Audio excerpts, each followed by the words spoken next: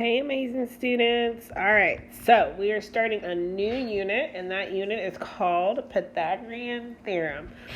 Do not let the name freak you out. So today is just going to be an introduction to Pythagorean Theorem, and then I'll give instructions on what you're going to do in class today. So Pythagorean Theorem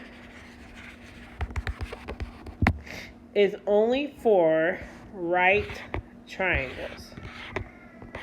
What makes a triangle a right triangle? That's right, this 90-degree angle. This 90-degree angle tells me that my triangle is a right triangle. So Pythagorean theorems are for right triangles only. And yes, please feel free to pause the video because you should not just be listening, you should also be taking notes as if I was there in class. So this is for right triangles only. Pythagorean theorem states that a squared plus b squared equals c squared. Now, what's a, b, and c? A and b represent the legs of a triangle. The legs are what make up the 90-degree angle. So A and B are right, you can think about it makes an L, makes that 90-degree angle, are the sides that are adjacent or right next to that 90-degree angle. C represents the hypotenuse. That's right, that word is hypotenuse. The hypotenuse is always right across from the 90-degree angle. Another thing you need to know about the hypotenuse is the longest side on the right triangle. The hypotenuse is the longest side on a right triangle. So right now, these are the things you need to know. Pythagorean theorem is for right triangles only. How do I know something's a right triangle? That 90-degree angle. Pythagorean theorem states that a squared plus b squared equals c squared. What's a and b? A and B represent the legs of the triangle. My legs make up the 90-degree angle where you see A and B, and you see this 90-degree angle right here. They make up the 90-degree angle. C is the hypotenuse. Say that word with me. Hypotenuse. This is the longest side on the right triangle, and it's always right across from that 90-degree angle. So, okay, if you have these facts, and again, pause the video, take notes, okay, because you're going to need to understand this for when I come back. I'm going to immediately hope that you can answer these questions. All right. So, let me figure out how to erase this quickly. I actually do not know how to. So, give me 1 second so I can erase this. Oh, that's got to be a faster way, huh? Okay, so for right triangles only. So let's put some numbers to this.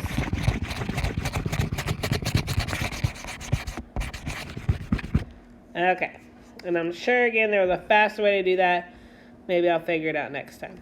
All right, so we just learned that the Pythagorean theorem states that a squared plus b squared equals c squared. So I'm going to draw the triangle a different way. And I want you to pause the video and label where it's A, B, and C.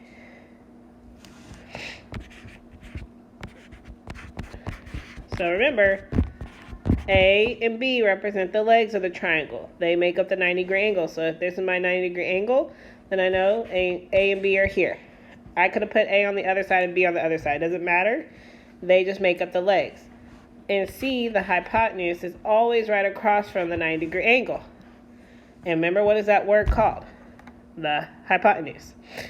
All right, so let's put some numbers to our triangle. Let's put some numbers to our triangle.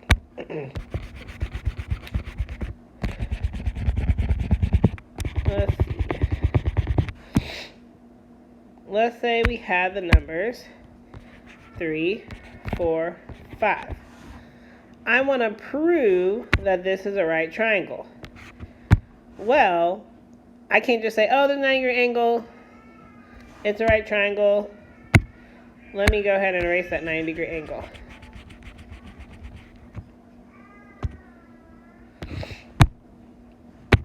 Let's see.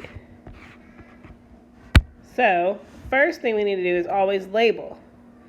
Well, Ms. Patterson, if the 90-degree angle is not there, how do you know which one the hypotenuse is? Remember, this is always the longest side.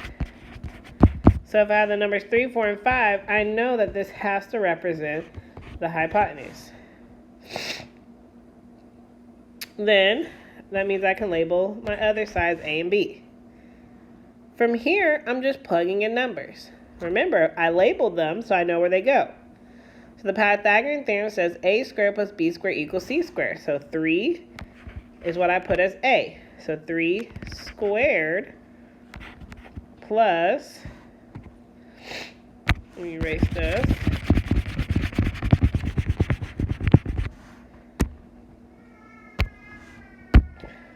B squared, so 4 is my b, so 4 squared equals c squared. 5 is c, so 5 squared. Now remember, guys, you have a calculator. So 3 squared is not 3 times 2. 3 squared is 3 times itself. 3 times 3 is 9. So 9 plus 4 squared, 4 times itself, 4 squared is 16, equals 5 squared. 5 squared is 25. Well, what is 9 plus 16? 25. Does 25 equal 25? Yes. So this is a right triangle. This is a right triangle. Let's look at another example. Wonder what this button is. Oops, that was weird. Alright.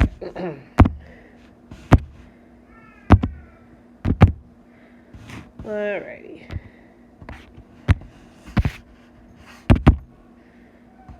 Okay, so let's see, clear. Alright, so we're just going to have to erase because I have no clue how to get all this off the thing at one time. There has to be an easier way.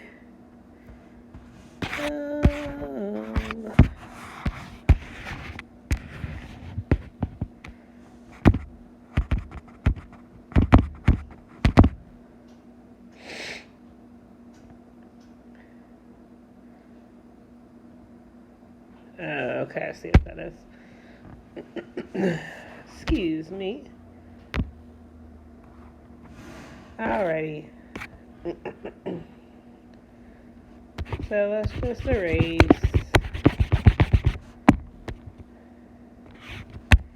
Big eraser.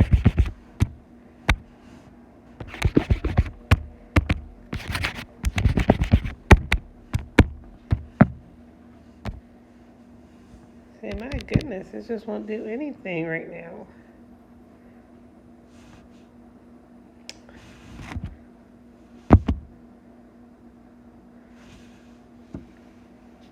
Okay.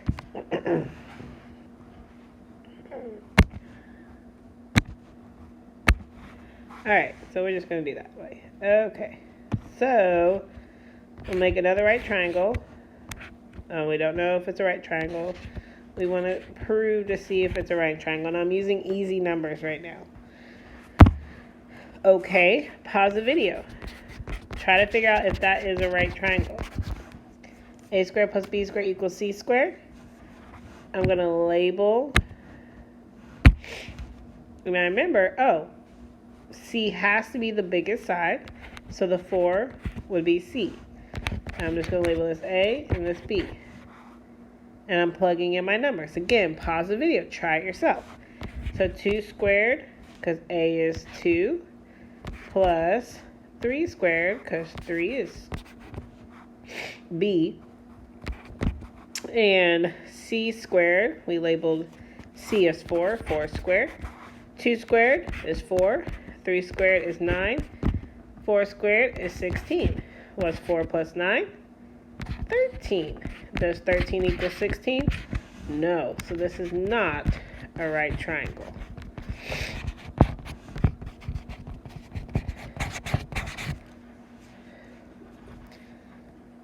Okay. So then what are you doing today? You are just going to prove if something's a right triangle using the Pythagorean Theorem. And the thing about proving if something's a right triangle is we need to know what 3 squared, 2 squared, what does that truly mean?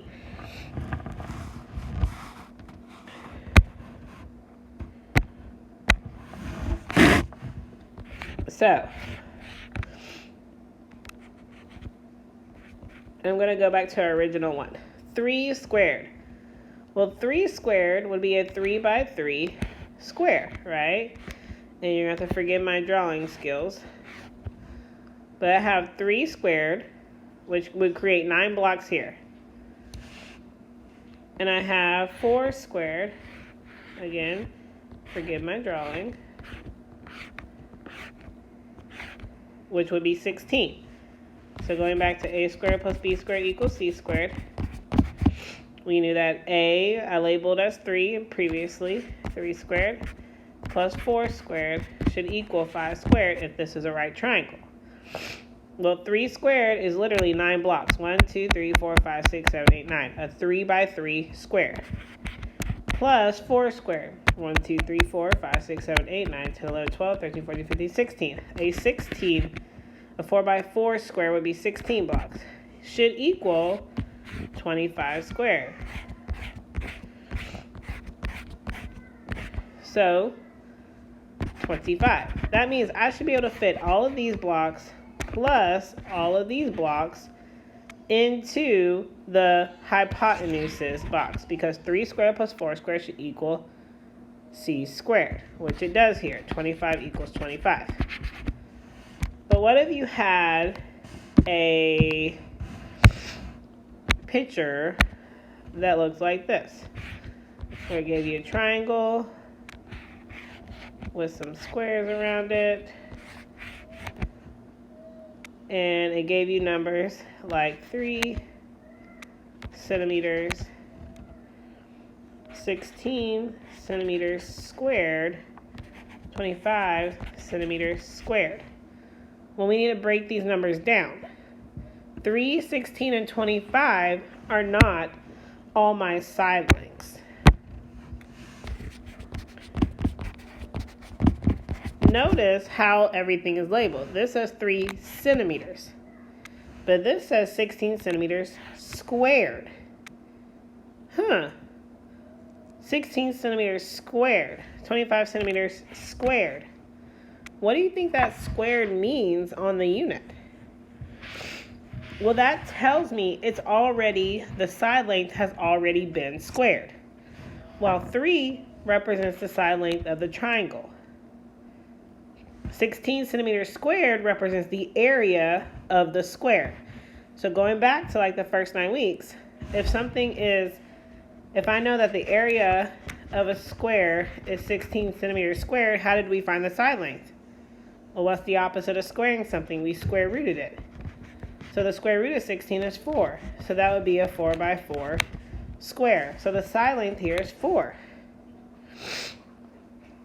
25 centimeters squared, this is the area of the square, not the side length of it. So how would I find the side length? What's the opposite of squaring something? Square root. So this is a 5 by 5 square. So this triangle is actually a 3 by 4 by 5. And it's going to ask you, what the assignment is going to do today is ask you, well, is this a right triangle? Well, now that I know the side lengths, I can put them in. 3 squared plus 4 squared equals 5 squared. 3 squared is 9, 4 squared is 16. We know that 25 equals 25. We've already done this specific triangle multiple times. Let me do one more example, and then this video will be over.